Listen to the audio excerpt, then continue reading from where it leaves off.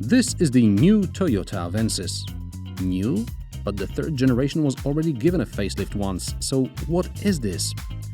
Toyota assures the new Avensis, or Avensis 3 3/4 as I like to call it, differs a lot from the model it replaces. Under the bonnet are two new BMW-sourced diesel engines, 1.6 and 2 liters, making 112 and 143 horsepower respectively.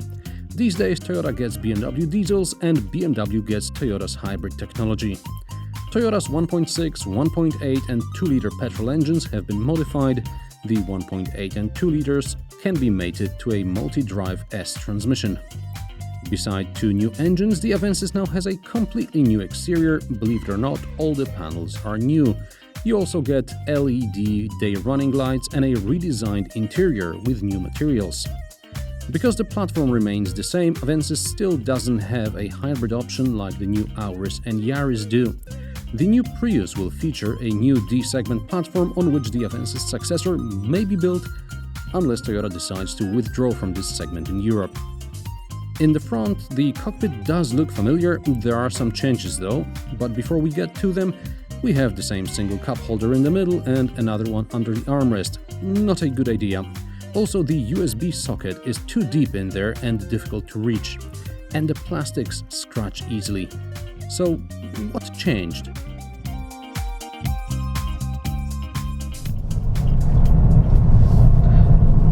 The new Toyota Avensis.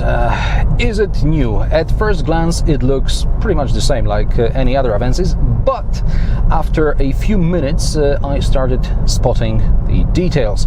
So there are tunnel dials. This is something fashionable these days. Between these tunnel dials there is a color display, an LED display with all the functions for safety systems, for sat-nav and for...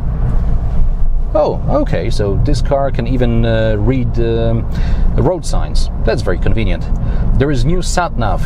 Again, something I haven't noticed at first, for example, at the Geneva Motor Show. I mean, I just looked inside, yeah, it's an Avensis. But it's a new sat-nav which is called Wash and Go, Touch and Go, Touch 2, 1, 2, 3, whatever Toyota calls it. It's 8-inch, there's an 8-inch display. Apparently that's the biggest display in the segment, so says Toyota.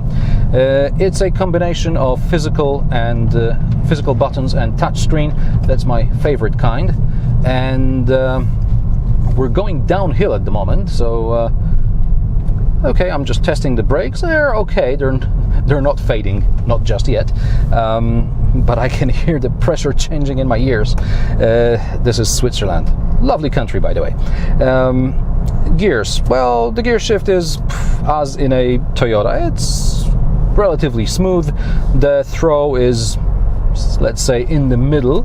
It's got a nice feel. It's not sort of rubbery like in a Peugeot, but not too mechanical like in a BMW or a Mercedes. The cockpit, the middle, the center console, it changed slightly. There's a bump here in the front, in front of the gear lever. I don't know what it's for. Then there is the single cup holder, like in the old Avensis, in the previous Avensis. And if you want more functionality, there is an additional cup holder under the armrest. I'm not sure whether this is a good idea, because when you spill something, it's going to be all over the stuff you keep in there, including cables for your iPhones and whatever. By the way, this will read your iPhone and Android and play the music on the sound system. The suspension is comfortable. It's got good damping. Well, okay, Swiss roads are very good as well, so it's hard to say whether it'll cope with something a bit more challenging like East Europe or perhaps the UK. Apparently in the UK your roads are less than perfect. Steering, it's surprisingly good. It's very direct. It's not too heavy, but I know what the front wheels are doing, and I think Toyota has done a really good job with this car. Even if the 1.6 diesel is a bit sluggish, but then it's not supposed to be a racing car. It's supposed to be a car for long and efficient and hopefully cheap motorway journeys. This is something that Volkswagen has. This is like the 1.6 TDI, which seems to produce diesel, rather than use it. On the motorway, the Toyota Avensis uses less than 5 liters per 100 kilometers. So I guess it's a pretty good result. During the launch event, I drove the 1.6 112 horsepower diesel and a 1.8 petrol with CVT. Toyota claims you just have to learn to use the CVT and you'll be fine. But over the years, I still haven't learned. Both engines seemed relatively economical, but I'll give the real-life fuel consumption figures once I get to do a proper review later on this year. In the back, a friend fits easily, and there is decent legroom and headroom, and with the flat floor, it's relatively comfortable in the middle too. The sedan has a 509 and the Estate 543-litre boot. A mini spare or a repair kit is available depending on the market. Prices start at around 23,000 euros for the sedan and around 24,000 euros for the Estate.